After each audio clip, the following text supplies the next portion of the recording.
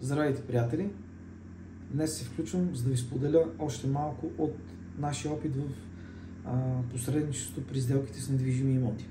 Този път обаче ще се опитам да ви вкарам зад кулисите на една сравнително голяма сделка, особено за нашия регион. Когато вече достатъчно месеци са минали, откакто целият процес е приключил, мога да му сложа едно мото, и то е, че успехът е в детайлите и в екипната работа.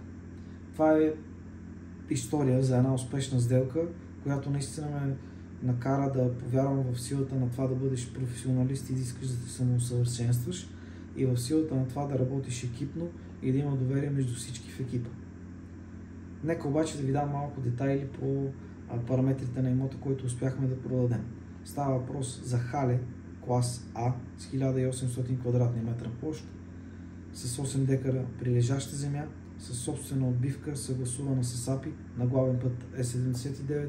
Разбира се, един обект отлично обезпечен с мощности ток, вода, интернет, противопожарни безопасности, всичко, което е по стандарт за хале клас А. Цената му беше 880 000 евро.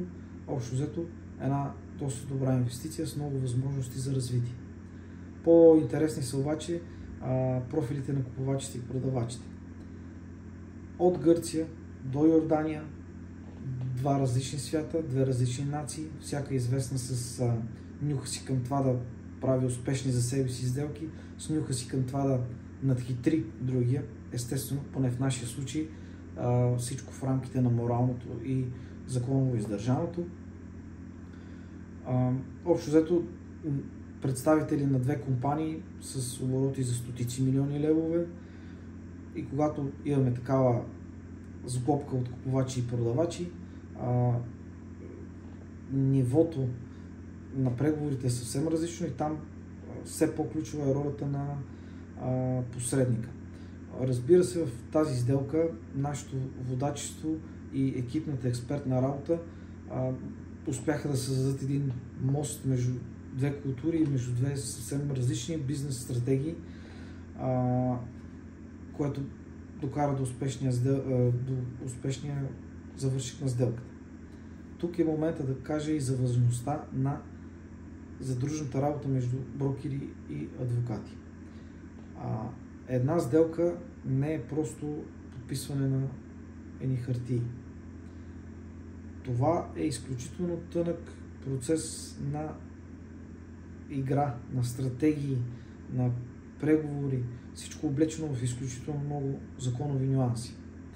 Нашите експерти и адвокати успяха да осигурят правна сигурност и стабилност във всички стъпки на сделката, а повярвайте ми, стъпките по сделката бяха много, включително водене на преговори и уточняване на условия за изключително голям банков кредит на ниво изпълнителни директори на няколко банки, докато оцелиме правилната формула. Като цяло, този процес беше изпълнен с изненади, обрати, моменти на оттегнати взаимоотношения между двете страни по сделките, общо взето емоции от двете страни на полюса. Но пък затова бях там, за да преведа страните по сделката през целия този процес, така че да се чувстват спокойни. Спокойни от началото, от огледите, през преговарянето и договарянето на условията, сроковете, цените по сделката, да чак до нотариалното изповядване и до успешния край. Мога да дам още доста детайли, но това е за хора, които са изключително заинтересовани. Конкретно от този случай знаят как да ме намерят, ще им разкажа. В заключение искам да кажа нещо.